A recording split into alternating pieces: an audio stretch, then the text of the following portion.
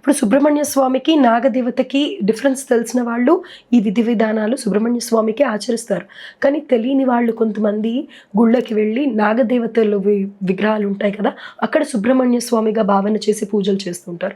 ఎగ్జాక్ట్‌గా తెలియని వారి కోసం ఎవరికి సుబ్రహ్మణ్య స్వామి అంటే గనక పూజ చేయాలి అనేది తెలియజేయండి. ఈ సుబ్రహ్మణ్య స్వామికి సర్ప విగ్రహానికి సంబంధించినటువంటి అనుసంధానం కనుక చూసుకున్నట్లయితే, సర్పదోషము ఉన్నటువంటి వాళ్ళు ఈ యొక్క సర్ప ఆరాధన చేయాలి.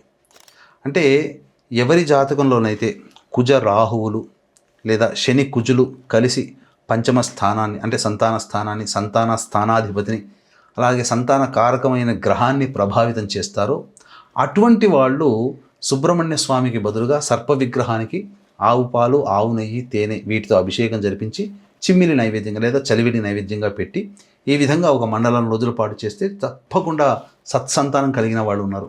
అందుకని సర్పదేవత ఆరాధన చేసిన వాళ్ళు కాబట్టి ఆ విధంగా పుట్టినటువంటి వాళ్ళకి సుబ్బారాయుడు, సుబ్బయ్య, సుబ్బలక్ష్మి, సుబ్బమ్మ ఇలా పేర్లు పెట్టుకుంటారు. అంతేకాకుండా ఆ పాము పుట్ట చుట్టూ కూడా ప్రదక్షిణ చేసి ఆ యొక్క పాము పుట్టని ధరించిన ద్వారా కూడా మనకు సర్పదోషం అనేటిని తొలగిపోతుంది. అందుకని ఇప్పటికీ కూడా కుక్కి సుబ్రహ్మణ్య క్షేత్రంలో మీకు ప్రసాదంగా ఆ పుట్టమని ఇస్తారు. ఆ స్వామి దగ్గర ఉన్నటువంటి పుట్టమనని ప్రసాదంగా పొట్లంలో కట్టిస్తారు.